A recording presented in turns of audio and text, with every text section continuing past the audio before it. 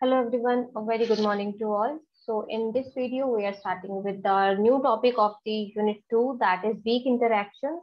So what are weak interactions? In general, we have two types of interactions, strong interactions and weak interactions.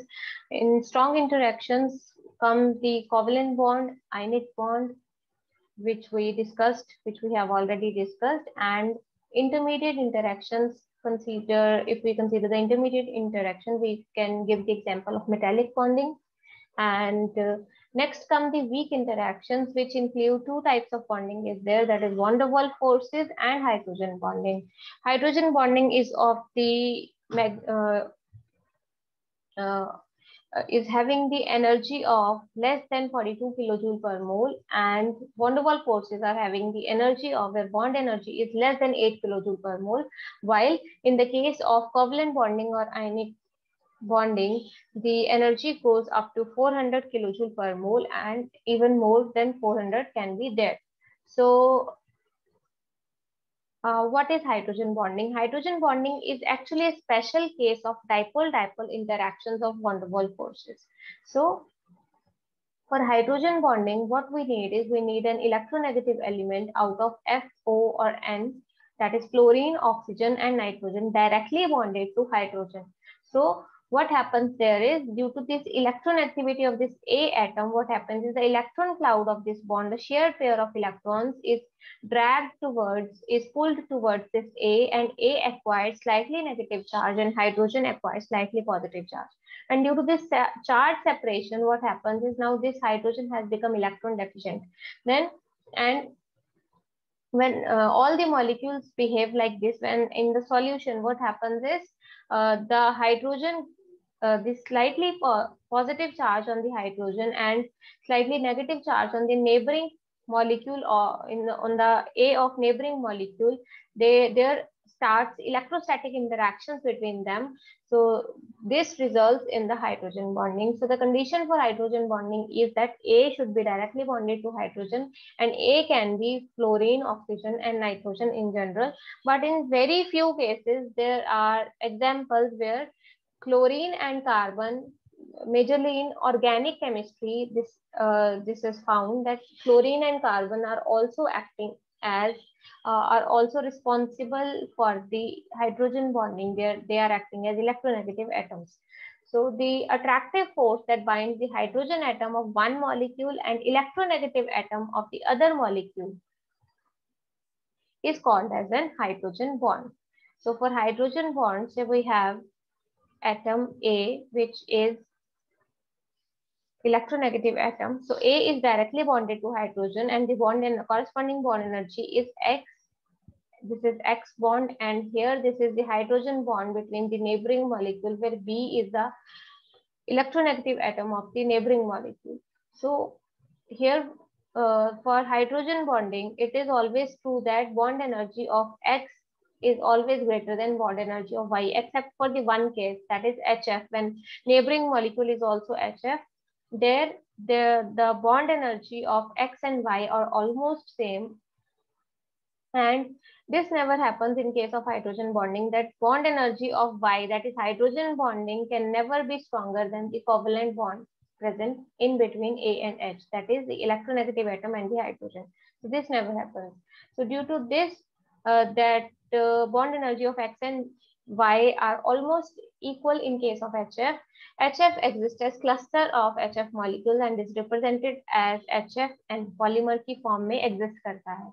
So in general, bond energy of Y is less than bond energy of X in case of hydrogen bonding, and bond length of Y is very, very larger in comparison to bond length of X. So what is the driving force for this hydrogen bonding to take place? This we have already discussed, that whenever there is a charge separation between the bonded atoms, that is electronegative atom and the hydrogen, they acquire slightly positive and negative charges, and there start electrostatic interaction between the neighboring molecules. So electronegativity of fluorine leads to charge separation as electron cloud has shifted towards fluorine. So now due to this charge separation, electrostatic forces of attraction takes into action between the neighboring molecules. So this is the driving force for hydrogen bonding. Next, we want to find out the conditions for hydrogen bonding. So for condition for hydrogen bonding, as I mentioned earlier, that there should be electronegative atom present out of fluorine, oxygen and nitrogen, which must be directly bonded to hydrogen.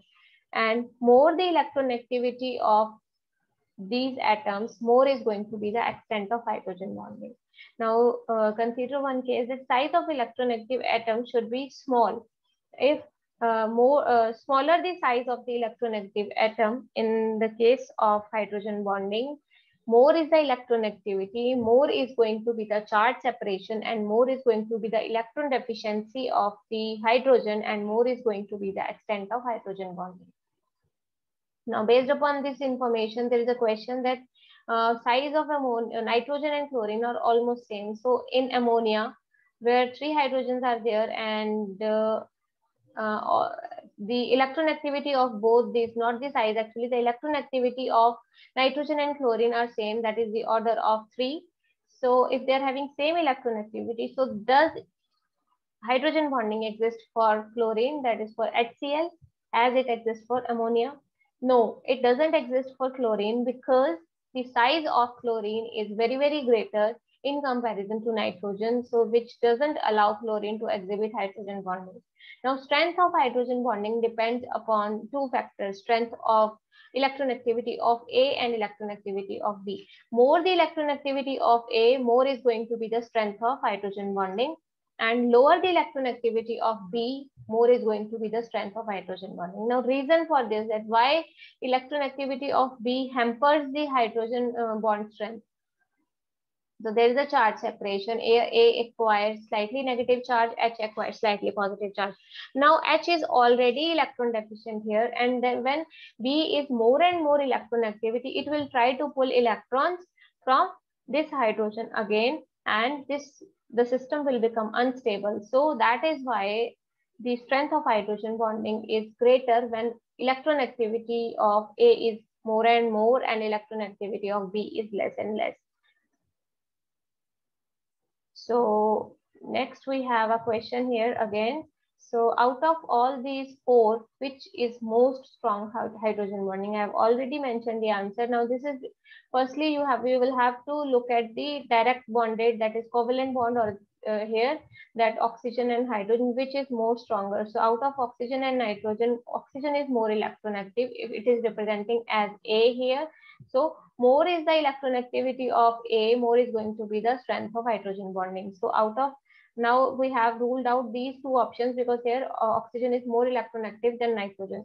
Now out of A and B, which one is going to have strong hydrogen bonding? The answer is going to be B, because nitrogen, electronactivity of nitrogen is lesser in comparison to that of oxygen.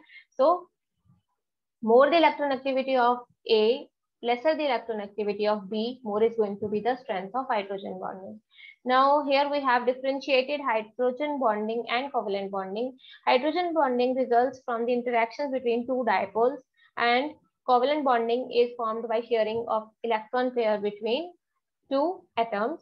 So the hydrogen bonding is formed between hydrogen and electronegative atoms out of fluorine, oxygen and nitrogen in general, and covalent bonding can be there in between 2 heteroatoms or 2 electronegative atoms also.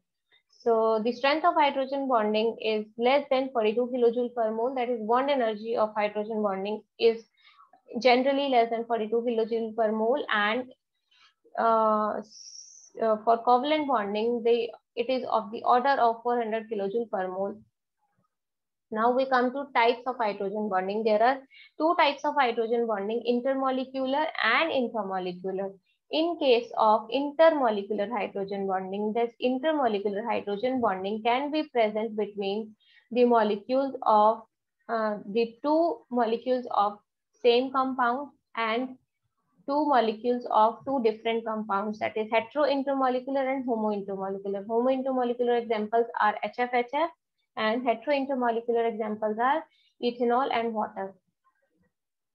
So this intermolecular hydrogen bonding in general affects the physical properties of molecules, but the second category, which is intramolecular, here the hydrogen bonding takes place in between the atoms or elements present on the same molecule. Say we have the example of orthonitrophenol. Here the OH, that is alcohol group, and nitro group are present at the ortho position of the benzene ring, and they are interacting with each other through hydrogen bonding. They are exhibiting nitrogen bonding here.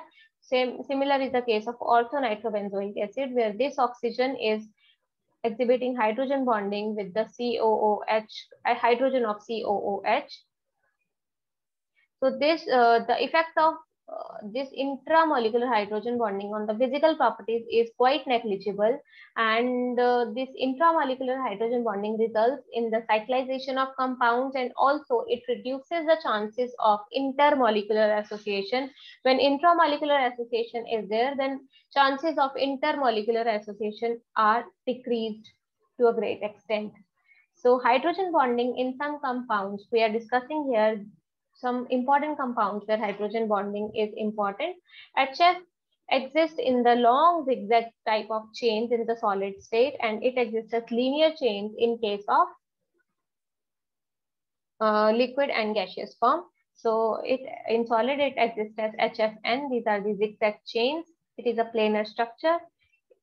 So in general, the hydrogen is present as bridge. Whenever we represent the hydrogen bonding, hydrogen is present as bridge between. On the one side, there is a on both these sides there are the electronegative atoms, and on the one side the covalent bond is there, and on the other side hydrogen bond is there. This whole system is present on the straight line as shown here. So this is how hydrogen bonding is present. Next, we have water molecule. Water molecule is having tetrahedral arrangement of hydrogen around each oxygen. Two hydrogens are bonded to that oxygen with covalent bonds, and two hydrogens are bonded through hydrogen bonds as shown here. So it is having extended tetrahedral network of in solid state, that is as ice, and its structure is called to have a cage-like structure because there are the creation of cages in between the there are these voids are cage-like. This is having low density and maximum volume. So in liquid, this solid state is having low density and high volume. That is why ice floats over water. But in liquid state, as the temperature rises, some of the hydrogen bonds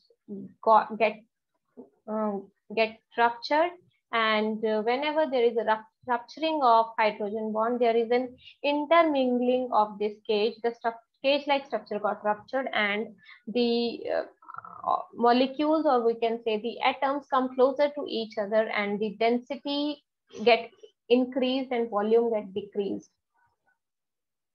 So that is why in liquid state density of ice at 4 degrees Celsius is maximum. So because ice at 4 degrees Celsius is density is maximum, because there is interconnection of linkage of this interconnection of these bonds after the rupturing is there, and the cage got ruptured, and the density becomes maximum. And when the temperature rises above 4 degrees Celsius, what happens is now due to a rise in temperature, this causes the expansion of the structure as molecules gain energy and they start to move away from each other, and once again density decreases because volume increases. Now next is the case of ammonia. Here are 3 hydrogens and 1 nitrogen. So nitrogen is electronegative element here, and hydrogen bonding exists in the linear long chain. This is the example here. 3 hydrogens are there and 1 nitrogen, which is having only 1 lone pair. So extent of hydrogen bonding is weakest in case of ammonia in comparison to HF and water. Next we have RCOOH. So carboxylic acids exist as dimers even in vapor state due to this hydrogen bonding. So this is the general structure for carboxylic acid. These exist as dimer due to the hydrogen bonding present.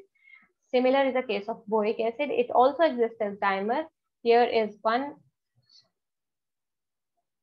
Here is one molecule of boric acid,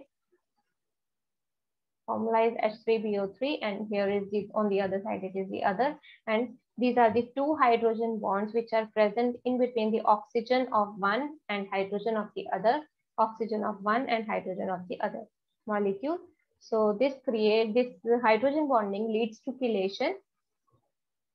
Here alcohol water hydrogen bonding has been shown. It is the example of hetero intermolecular hydrogen bonding. So far, we have discussed the cases of homo-intermolecular hydrogen bonding. Now, this is hetero-intermolecular, that is in between the molecules of different compounds. That here we have taken the example of alcohol and water. Here is chloroform acetone, which is the exception where electronegative carbon is present, where the hydrogen bonded to electronegative carbon acquires slightly negative charge, which makes hydrogen bonding with the oxygen of the acetone. So next example is hydrogen bonding between HF and acetone can be in this form. Also, this is a case of methanol and ammonia, where hydrogen bonding is present between hydrogen of methanol and nitrogen of ammonia. Now let us discuss what are the consequences and effect of hydrogen bonding on the trends of physical properties in the periodic table. Firstly, these hydrogen bonding affects the melting point and boiling points of the hydrides of group 14, 15, 16 and 17. Not 14, it doesn't affect the group 14, but for comparison we have written the melting points and boiling points of group 14, 15 and 16 and 17 elements. So in blue color, we have mentioned the melting point, and in red color, we have mentioned the boiling point. After careful evaluation of this data, you can see that both the melting points and the boiling points increase down the group, except for the first entry, which are having maximum boiling points and maximum melting points in case of group 15, 16 and 17, while in case of 14, group 14, the melting point and the boiling point increase down the group with increase in, as we move down the group, it increases. So here melting point and boiling point for both, for the group 14 has been shown as it increases with as we move down the group. But in case of the other three groups, here the first member is having exceptionally high melting points and boiling point. For other members, the melting point and the boiling point are increasing as we move down the group. So here, what is the reason? The reason for the exceptionally high melting and boiling point for the first members, here this is oxygen, sulfur, as it is increasing after sulfur and it is maximum for oxygen, then fluorine here, then nitrogen here. It is these three members are having exceptionally high melting and boiling points. This is because of the hydrogen bonding present between water, HF and ammonia. So moving down the group, melting point and boiling point should increase in general. As size is increasing, the magnitude of van der Waals forces between the molecules are increasing. So this explanation is valid for group 14 and other members except the first member of group 15, 16 and 17. But the first member of each group, these 15, 16 and 17 group, are having exceptionally high melting points and boiling points due to the presence of hydrogen bonding in between them, because these are the three most electronegative elements present in the periodic table. So the reason is hydrogen bonding for having exceptionally high melting points and boiling points. Now, if we see the trend for melting point and boiling point in the period, that for the melting point, the expected trend is this, which has been mentioned in red color. So HF should have highest H2O, then comes the ammonia. This is because fluorine is most electronegative. So based upon the extent of hydrogen bonding, we can say that the fluorine is most electronegative. So it should have the highest melting points and the boiling point. But in actual, the melting point trend is this, that is H2O is having highest melting point and boiling point in all the cases. But in case of melting point, the ammonia is having higher melting point than HF, but for boiling point, HF is having higher boiling point than ammonia. So for water, the reason being that hydrogen, the oxygen of in case of water, water molecules are having 3D network when hydrogen bonding is there. So that is why it surpasses the HF in case of boiling point, and owing to more number of, as it can make two hydrogen bonds are there, two covalent bonds are there in the network of water. But in case of HF, one covalent bond is there and one hydrogen bond is there. In case of ammonia, there are three covalent bonds and one hydrogen bond is associated with each molecule. So that is why the order is this, that the extent of hydrogen bonding is maximum in case of water, but by extent we mean that by the number of hydrogen bonds present per molecule is maximum in case of water. So that is why melting point of water is highest, and also the boiling point, the reason is same.